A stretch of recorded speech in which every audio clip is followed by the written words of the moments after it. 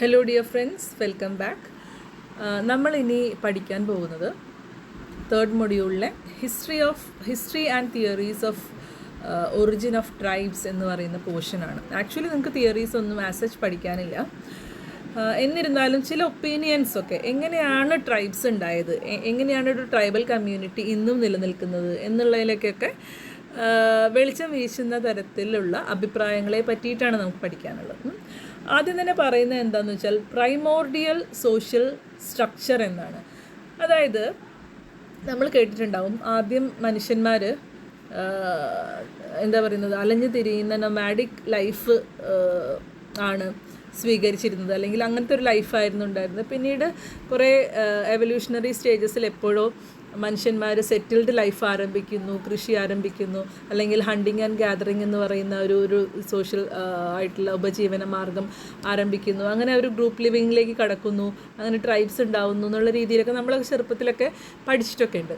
Actually ഈ ആദിമ കാലഘട്ടങ്ങളിൽ മനുഷ്യൻ സെറ്റിൽഡ് ലൈഫ് തുടങ്ങിയ അന്ന് ഉണ്ടായിരുന്ന ജീവിത രീതികൾ ഇന്നും തുടർന്നു പോകുന്ന, അതായത് എവല്യൂഷന് വിധേയമാകാതെ പണ്ട് എങ്ങനെയാണോ മനുഷ്യൻ ജീവിച്ചിരുന്നത് അതേ ജീവിത രീതി ഇന്നും തുടർന്നു പോകുന്നവരെയാണ് ട്രൈബ്സ് എന്ന് വിളിക്കുന്നത് എന്നാണ് പ്രൈമോർഡിയൽ സോഷ്യൽ സ്ട്രക്ചർ എന്ന് പറയുന്ന ഒരു കോൺസെപ്റ്റ് അനുസരിച്ച് ട്രൈബ്സ് ഇവോൾവ് അല്ലെങ്കിൽ ട്രൈബ്സ് ഉണ്ടായതിൻ്റെ പിന്നാമ്പുറ രഹസ്യങ്ങളായിട്ട് അല്ലെങ്കിൽ അതിൻ്റെ ഒരു തിയറി ആയിട്ട് പറയപ്പെടുന്നത്. പ്രൈമോർഡിയൽ എന്ന് പറഞ്ഞാൽ ആദിമ കാലഘട്ടം എന്നാണ് അർത്ഥം. അപ്പോൾ ആദിമ കാലഘട്ടങ്ങളിലെ സമൂഹങ്ങൾ എങ്ങനെയാണോ ഇന്നും അവയെ തനതായിട്ട് ആ രൂപത്തിൽ തന്നെ സംരക്ഷിക്കപ്പെടുന്നത് കൊണ്ടാണ് ട്രൈബ്സ് എന്ന് പറയുന്നൊരു വിഭാഗം ഉണ്ടാകുന്നത് എന്നുള്ളതാണ് ഇതിൻ്റെ ഒരു ആശയം എന്ന് പറയുന്നത്.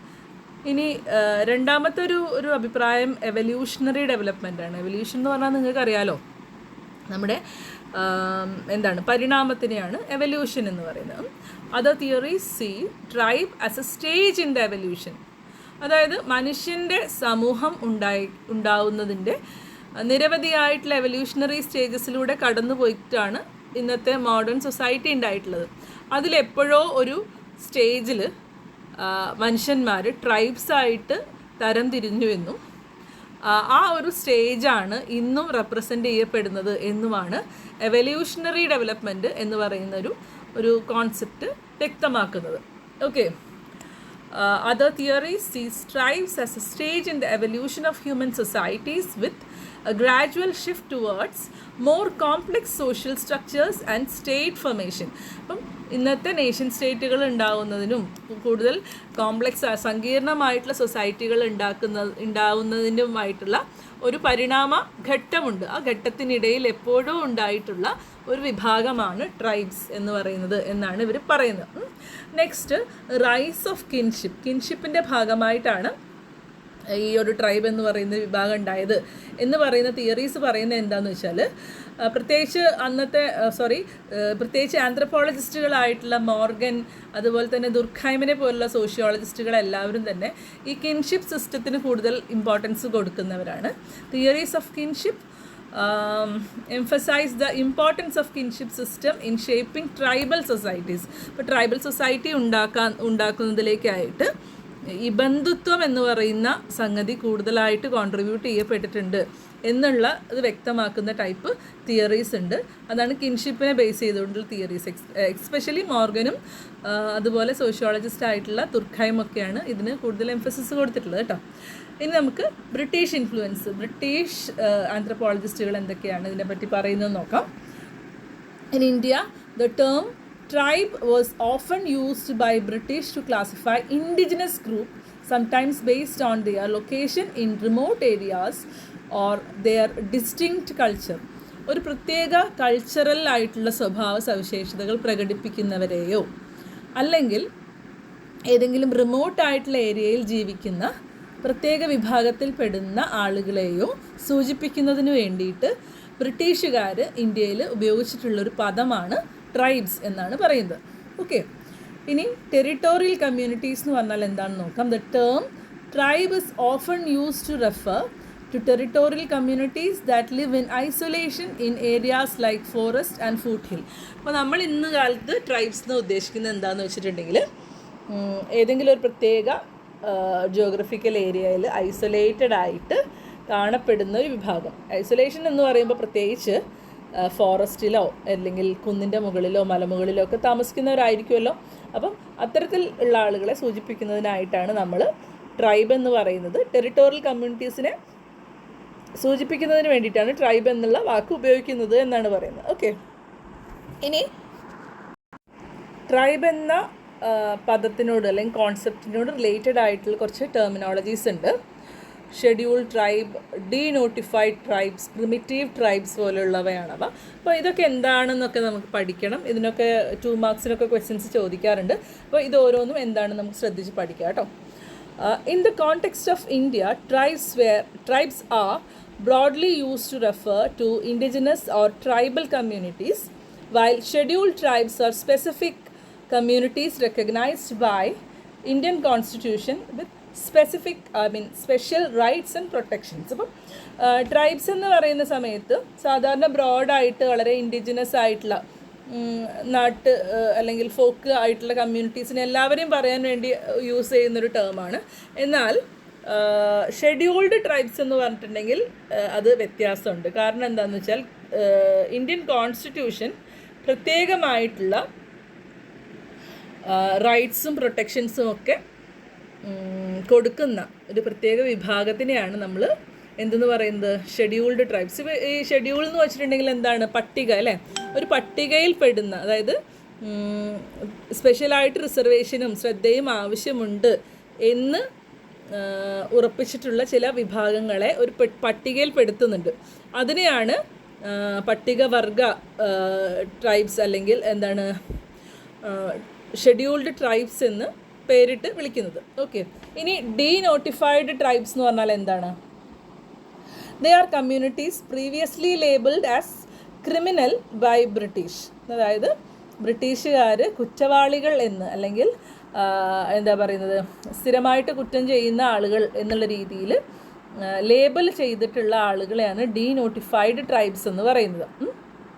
While primitive tribes now often referred to as particularly vulnerable groups, tribal groups, PVTGs, are those exhibiting the backwardness in terms of development and literacy. അപ്പം ആദ്യകാലങ്ങളിൽ ബ്രിട്ടീഷുകാർ ക്രിമിനൽസായി മുദ്ര കുത്തപ്പെട്ടിട്ടുള്ള ഒരു ജാതി വിഭാഗമുണ്ട്. ആ ആൾക്കാരെയാണ് ഡീനോട്ടിഫൈഡ് ട്രൈബ്സ് എന്ന് പറയുന്നത്.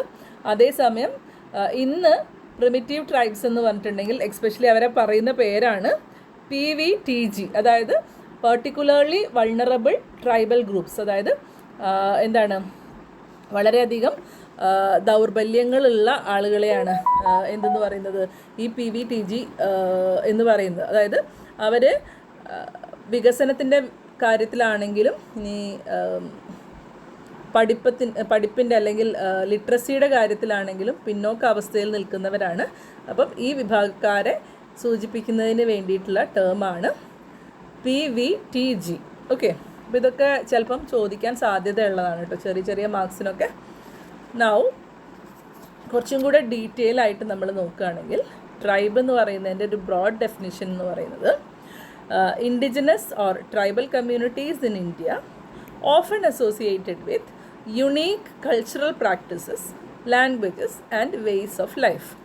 ചില പ്രത്യേക ജീവിത രീതികളും ഭാഷകളും ചില സാംസ്കാരികമായിട്ടുള്ള പ്രാക്ടീസുകളും കൊണ്ടു നടക്കുന്ന പ്രത്യേക വിഭാഗമായിട്ടുള്ള ആളുകളെ നമ്മൾ എന്ത് പറയും, ട്രൈബ്സ് എന്ന് പറയും. ഇനി ആദിവാസി എന്ന് പറഞ്ഞാലോ, a term use to refer the indigenous people in India meaning original inhabitants.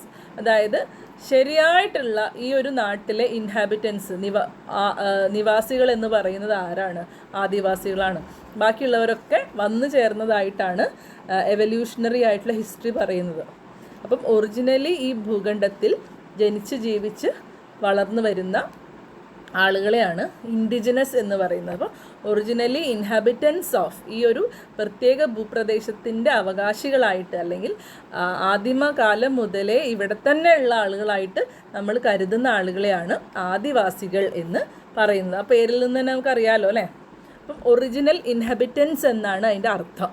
Okay, മറ്റ് പേരുകൾ എന്തൊക്കെയാണ്?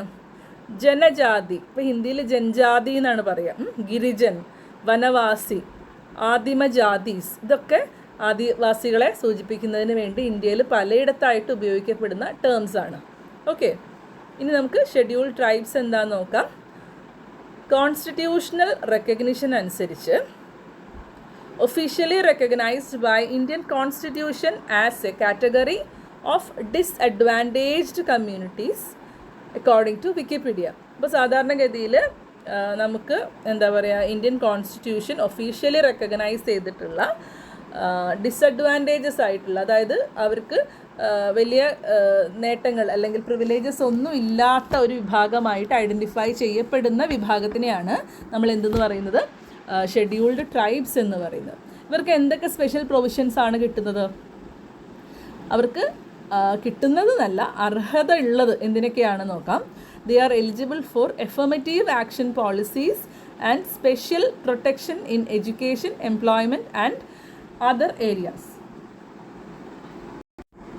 അതായത് ST-കാരെന്ന് പറയുന്നത് എഫർമേറ്റീവ് ആക്ഷൻ പോളിസിക്ക് അർഹരായവരാണ്. എന്താ എഫർമേറ്റീവ് എന്ന് പറഞ്ഞിട്ടുണ്ടെങ്കിൽ, അതായത് ചരിത്രാതീത കാലം മുതൽക്ക് തന്നെ അവഗണനയോ അല്ലെങ്കിൽ വേർതിരിവോ അല്ലെങ്കിൽ എന്താ പറയുന്നത് ഡിസ്ക്രിമിനേഷനൊക്കെ അനുഭവിച്ച് പോകുന്ന ഒരു വിഭാഗത്തിനെയാണ്, അവരെ രക്ഷിക്കാനുണ്ടാകുന്ന എല്ലാ ശ്രമങ്ങളെയും എഫർമേറ്റീവ് ആക്ഷൻ പോളിസി, സ്ഥിരീകരണ പ്രവർത്തനം എന്ന് വേണമെങ്കിൽ പറയാം. അതായത് അവർ സാധാരണക്കാരനോട് തുല്യമാക്കാൻ വേണ്ടിയിട്ട് ഉണ്ടാകുന്ന പ്രവർത്തനങ്ങളെ നമുക്ക് എഫർമേറ്റീവ് ആക്ഷൻ എന്ന് പറയാം. അപ്പോൾ അത്തരത്തിലുള്ള എഫർമേറ്റീവ് ആക്ഷൻ പോളിസികൾ ഗവൺമെൻറ് ആവിഷ്കരിക്കുന്നുണ്ടെങ്കിൽ അവയ്ക്കെല്ലാം തന്നെ അർഹരായിട്ടുള്ളവരാണ് ആര്? ST എന്ന് പറയുന്ന വിഭാഗം, അതായത് ഷെഡ്യൂൾഡ് ട്രൈബ് എന്ന് പറയുന്ന വിഭാഗം. എസ്പെഷ്യലി ഇൻ എഡ്യൂക്കേഷൻ, എന്താ പറയുന്നത്, വിദ്യാഭ്യാസത്തിൻ്റെ കാര്യത്തിലാണെങ്കിലും എംപ്ലോയ്മെൻറ്റിൻ്റെ കാര്യത്തിലാണെങ്കിലും മറ്റ് മേഖലകളിലാണെങ്കിലും ഒക്കെ അവർക്ക് ഏറ്റവും കുറവ് അല്ലെങ്കിൽ അവർ അധികവൽക്കരിക്കപ്പെട്ടു പോയിട്ടുള്ള ജനങ്ങളാണ്. അപ്പം അവരെ മുന്നോട്ട് കൊണ്ടുവരാൻ വേണ്ടിയിട്ടുള്ള എല്ലാ ആക്ഷനും എല്ലാ പോളിസികൾക്കും അർഹരായിട്ടുള്ളവരാണ് അവർ. അതിനെയാണ് അവരുടെ സ്പെഷ്യൽ പ്രൊവിഷൻസ് എന്ന് പറയുന്നത്. ഓക്കെ, നമുക്ക് അതിൻ്റെ ഡെഫിനിഷൻ എന്താണെന്ന് നോക്കാം. അതായത് ഷെഡ്യൂൾ ട്രൈബ് എന്ന് പറഞ്ഞാൽ എന്താണ് എന്ന് ഡിഫൈൻ ചെയ്യപ്പെടുന്നത് എങ്ങനെയാണെന്ന് നോക്കാം. The constitution defines STs as tribes of tribal communities or parts of or groups within such tribes or tribal communities as are deemed under Article 342 to be scheduled tribes. അപ്പോൾ ട്രൈബ്സിൻ്റെ ഇടയിൽ തന്നെയുള്ള ഒരു പ്രത്യേക ട്രൈബൽ കമ്മ്യൂണിറ്റികളാണ്. ഈ കമ്മ്യൂണിറ്റികളെ article 342 പരിധിയിൽപ്പെടുത്തിയിട്ടുണ്ടെങ്കിൽ അവരെയാണ് നമ്മൾ എന്തെന്ന് വിളിക്കുന്നത്? ഷെഡ്യൂൾ ട്രൈബ്സ് എന്ന്. ഇപ്പോൾ ഈ കോൺസ്റ്റിറ്റ്യൂഷൻ്റെ ഭാഷ കുറച്ച് കോംപ്ലിക്കേറ്റഡ് ആയിട്ട് നിങ്ങൾക്ക് ഫീൽ ചെയ്യാം. വളരെ സിമ്പിളാണ്, ഇത്രയേ ഉള്ളൂ. അതായത് ഓൾറെഡി ട്രൈബ്സ് ആയിട്ട് നോട്ടിഫൈ ചെയ്തിട്ടുള്ള ആൾക്കാരുണ്ടാവും. അവരുടെ ഇടയിൽ നിന്നും ഒരു പ്രത്യേക വിഭാഗം ട്രൈബ്സിനെ നമ്മൾ ഐഡൻറ്റിഫൈ ചെയ്ത് മാറ്റുകയാണ്. അവരാണ് സ്പെഷ്യൽ പ്രൊവിഷൻസിന് അർഹരായിട്ടുള്ളവർ. അവർ ഏത് ആർട്ടിക്കിളിൻ്റെ കീഴിലാണ് വരുന്നത്? ഒരു 342 ആർട്ടിക്കിളിൻ്റെ കീഴിലാണ് വരുന്നത്. അത്രേ ഉള്ളൂ. ഓക്കെ, ഇനി നമുക്ക് അടുത്ത കോൺസെപ്റ്റ് പഠിക്കാം. ഡീനോട്ടിഫൈഡ് ട്രൈബ്സ്. നമ്മൾ നേരത്തെ അതിൻ്റെ ഒരു സൂചന തന്നിട്ടുണ്ടായിരുന്നു അല്ലേ? ഒരു ഹിസ്റ്റോറിക്കൽ കോണ്ടെക്സ്റ്റ് എന്താണെന്ന് വെച്ചിട്ടുണ്ടെങ്കിൽ, these are communities that were previously classified as criminal tribes under the Criminal Tribes Act of 1871 according to okay. അപ്പം ദൃഷ്ടി IASൻ്റെ നോട്ട്സിൽ നിന്നാണ് കേട്ടോ ഇത് എടുത്തിട്ടുള്ളത്, അതുകൊണ്ടാണ് അങ്ങനെ വന്നിട്ടുള്ളത്. അപ്പം ഇത്രയേ ഉള്ളൂ. അതായത് 1871 ഉള്ള ഒരു ക്രിമിനൽ ട്രൈബ്സ് ആക്ട് എന്ന് പറഞ്ഞിട്ടുള്ളൊരു ആക്ട് ബ്രിട്ടീഷുകാർ പുറത്തിറക്കിയിരുന്നു. അന്ന് ഇതുപോലെ കള്ളത്തരങ്ങളും അല്ലെങ്കിൽ പിടിച്ചുപറിയും മോഷണം അവരെ സംബന്ധിച്ചിടത്തോളം അങ്ങനെയാണ് അവരതിനെ കാണുന്നത് കേട്ടോ. അവിടുത്തെ ദാരിദ്ര്യാവസ്ഥയെ പറ്റിയിട്ടോ അല്ലെങ്കിൽ ചൂഷിതരായിട്ടുള്ള ആളുകളെ പറ്റിയിട്ടോ ഒന്നും ബ്രിട്ടീഷുകാർ വല്ലാണ്ട് ബോധേഡല്ലല്ലോ. അപ്പോൾ അതുകൊണ്ട് അവർ ഒരു ആക്ട് ഇറക്കുകയാണ്, ക്രിമിനൽ ട്രൈബ്സ് ആക്ട് എന്ന് പറഞ്ഞിട്ട്. അത് പ്രകാരം കുറ്റവാളികളായിട്ട് മുദ്ര കുത്തപ്പെട്ടിട്ടുള്ള ആളുകളുണ്ട്. അതാണ് ക്രിമിനൽ ട്രൈബ്സ് എന്നറിയപ്പെട്ടിരുന്നത്. അപ്പം അവരെയാണ് പിന്നീട് ഡീനോട്ടിഫൈഡ് ട്രൈബ്സ് എന്ന് അവർ അറിയപ്പെട്ടു എന്നുള്ളതാണ് ചരിത്രം. ഓക്കെ, ഇനി ഡീനോട്ടിഫിക്കേഷൻ എന്ന് പറഞ്ഞാൽ എന്താണ്? The criminal tribes act was repealed after India's independence as these communities were denotified. വീണ്ടും നോട്ടിഫൈ ചെയ്യുകയാണ് ഈ ഇത്തരത്തിൽ അകറ്റി നിർത്തിയിരുന്ന കമ്മ്യൂണിറ്റീസിനെ. കറണ്ട് സ്റ്റാറ്റസ് എന്താണെന്ന് നോക്കാം. DNTs are often referred to as nomadic tribes or semi-nomadic tribes. ഇവർ ഇന്ന് അറിയപ്പെടുന്നത് നൊമാഡിക് എന്നോ അല്ലെങ്കിൽ സെമി നൊമാഡിക്. നൊമാഡിക് എന്ന് പറഞ്ഞ വാക്കിൻ്റെ അർത്ഥം എന്താണ്? സ്ഥിരമായിട്ട് ഒരിടത്ത് ഇരിക്കാതെ, ഒരിടത്ത് സെറ്റിൽഡ് ആയിട്ടുള്ള ലൈഫ് ലീഡ് ചെയ്യാതെ അലഞ്ഞു തിരിയുന്ന വിഭാഗം ഒരുപാട് പേരുണ്ട് കേട്ടോ. നമുക്കിങ്ങനെ ഈ പണ്ട് കാലത്തൊക്കെ ഈ ലാടവൈദ്യന്മാർ, കൈനോട്ടക്കാർ, ഇപ്പോഴുള്ള ആൾക്കാരുടെ കാര്യമല്ല ഞാൻ പറയുന്നത്. ഒരു എന്താ പറയുക, ചരിത്രത്തിൽ പിന്നോട്ട് നോക്കുകയാണെങ്കിൽ അത്തരത്തിലുള്ള ആളുകൾ ഇങ്ങനെ അലഞ്ഞു തിരിഞ്ഞ് നടക്കുകയും ഓരോ സ്ഥലത്തും താവളം അടിച്ച് അവർക്ക് സ്ഥിരമായിട്ടൊരു എന്താ പറയുന്നത് ഷെൽട്ടറൊന്നും ഉണ്ടാവില്ല. അങ്ങനെ ബഞ്ചാരാസിനെ ഇപ്പോഴും നമ്മൾ ഹിന്ദിക്കാരെയും അതുപോലെ രാജസ്ഥാനിൽ നിന്നൊക്കെ വരുന്ന ആൾക്കാരെ കാണാറുണ്ട്. അങ്ങനെ കേരളത്തിലും തമിഴ്നാട്ടിലൊക്കെ ആളുകളുണ്ടായിരുന്നു. അത്തരത്തിലുള്ള ഇന്ത്യ ഉടനീളം ഉണ്ട് കേട്ടോ അത്തരത്തിലുള്ള ട്രൈബ്സ്. അങ്ങനെ ഇന്ന് കേരളത്തിൽ അങ്ങനെ കാണുന്നില്ല, അപ്പം പണ്ട് കാലത്തൊക്കെ ഉണ്ടായിരുന്നു. അപ്പം ഈ ആൾക്കാരെയാണ് നൊമാഡിക് അല്ലെങ്കിൽ സെമി നൊമാഡിക് ട്രൈബ്സ് എന്നൊക്കെ പറയും. സെമി നൊമാഡിക് എന്ന് പറഞ്ഞാൽ പാർശ്വമായിട്ട് അല്ലെങ്കിൽ പകുതിയോളം അവരെന്താണ് അലഞ്ഞു തിരിയുന്നവരാണ്. കുറച്ച് നോക്കുകയാണെങ്കിൽ കുറച്ച് കാലം അവർ സെറ്റിൽഡ് ലൈഫും ലീഡ് ചെയ്യുന്നുണ്ട്. അങ്ങനെയൊക്കെ നമുക്ക് സെമി നൊമാഡിക് എന്ന് പറയാം. അപ്പം ഈ DNT എന്ന് പറയുന്നത് ഇത്തരക്കാരെ സൂചിപ്പിക്കാൻ വേണ്ടിയിട്ടാണ് ഇന്ന് യൂസ് ചെയ്യുന്നത്. Okay, DNTs face various challenges including discrimination, lack of access to resources and social stigma. ഒരുപാട് പ്രശ്നങ്ങൾ ഇവർ അനുഭവിക്കുന്നുണ്ടാവും അല്ലേ. നമുക്ക് തന്നെ അറിയാം, ഒരു സ്ഥിരതയില്ലാത്ത ആളുകളെ ആരും വിശ്വസിക്കില്ല, അവർക്ക് ജോലി കൊടുക്കാൻ തയ്യാറാവില്ല, അവർക്ക് ആധാർ കാർഡോ റേഷൻ കാർഡോ ഒന്നും ഉണ്ടാവില്ല, പ്രോപ്പറായിട്ടുള്ളൊരു അഡ്രസ്സ് ഉണ്ടാവില്ല.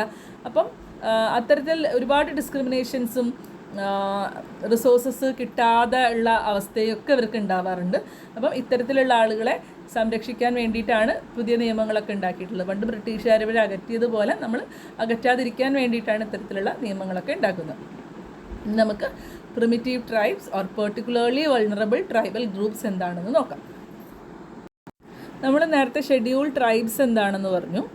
ആ ഷെഡ്യൂൾ ട്രൈബ്സിൻ്റെ ഇടയിൽ തന്നെ തീരെ ഒരു ഡെവലപ്മെൻറ്റിനും സാധ്യതയില്ലാത്ത ആളുകളുണ്ട്.